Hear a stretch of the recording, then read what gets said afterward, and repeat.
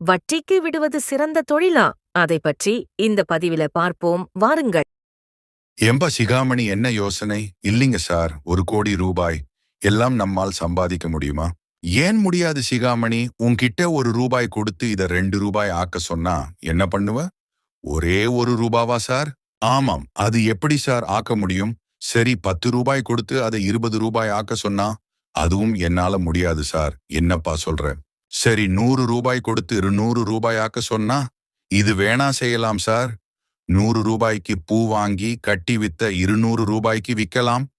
₹100 காய்கறி வாங்கி ஊற சுத்தி வித்தா ₹200 விக்கலாம் என்றார் சிகாமணி. ₹1 ₹2 ஆக்க முடியாது, ஆனால் ₹100 ₹200 ஆக்க முடியும். ஆமா சார், என்ன ஒரு நாள் தேவைப்படும்? சரி, ₹1000 கொடுத்து ₹2000 ஆக்குறதுன்னு அதுவும் செய்யலாம் சார். சரி, 10,000 20,000 ஆக்குறது? சின்னதா ஒரு கடை கூட வைக்கலாம் சார். ஒரே மாசத்துல 10,000 20,000 ஆக்கலாம் சார் என்ற சிகாமணியை பார்த்த வாத்தியார், சரி, 1,00,000 என கேட்க, என்ன சார் கேள்வி? என்னாட்ட ஒரு மளிகை கடை கூட வைக்கலாம் என்றார் சிகாமணி. அப்போ 1,00,000 2,00,000 என்றார். வாத்தியார் கேட்க, ரொம்ப ஈஸி என சொன்னான் சிகாமணி.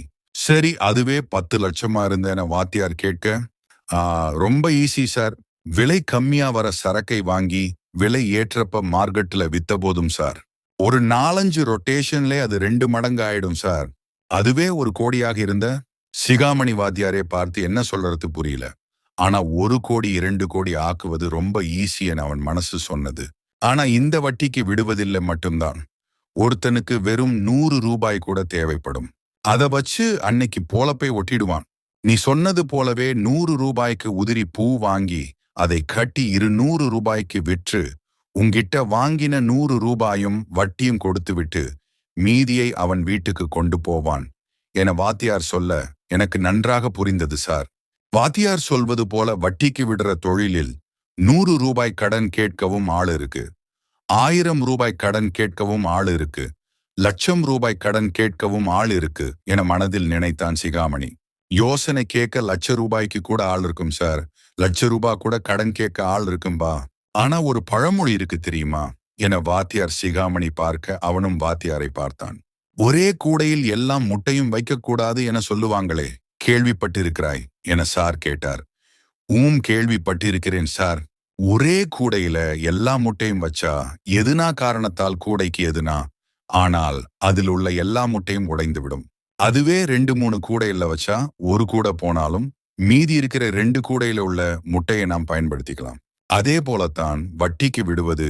உன்கிட்ட இருக்கிற பணத்தை 10 பாகம் இல்ல 20 பாகமா பிரிச்சு கொஞ்சம் கொஞ்சமா பணத்தை வட்டிக்கு விட்ட ஒருத்தன் வாங்கி சந்தர்ப்ப சூழ்நிலையில திருப்பி தர முடியலன்னு மற்றவர்கள் திருப்பி தருவார்கள் என்றவரை சிகாமணி பார்த்து நல்லா புரியுது சார் என்றான்.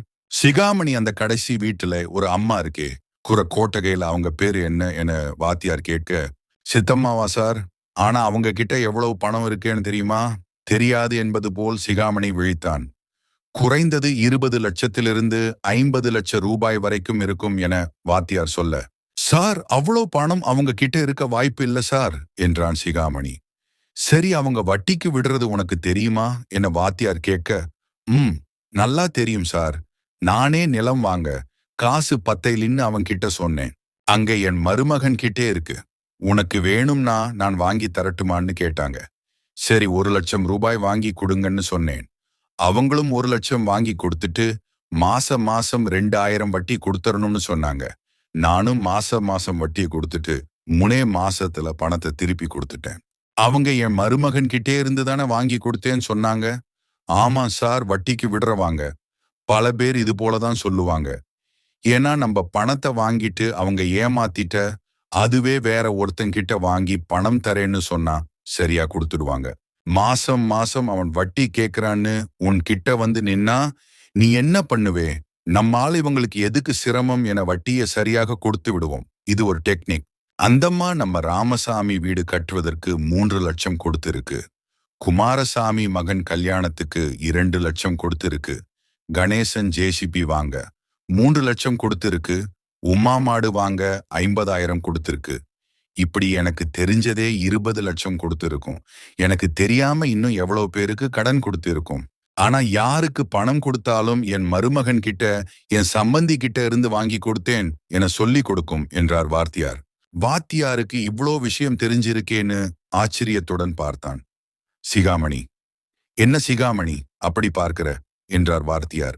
ஒண்ணும் இல்ல சார், உங்களுக்கு எல்லா விஷயமும் தெரிஞ்சிருக்கேன்னு நினைச்சேன். எல்லாம் முன்னாட்டம் இங்கே வரவங்க சொல்றதுதான் என்றார் வாத்தியார். சரி சார், இந்த பைனான்ஸ் விடுறாங்களே அது எப்படி சார்? அத பத்தியும் சொல்றேன் கேள். இப்ப நாமும் நம் வேலையை பார்ப்போம். அவங்களின் பேச்சை அடுத்த பாகத்தில் பார்ப்போம். நன்றி.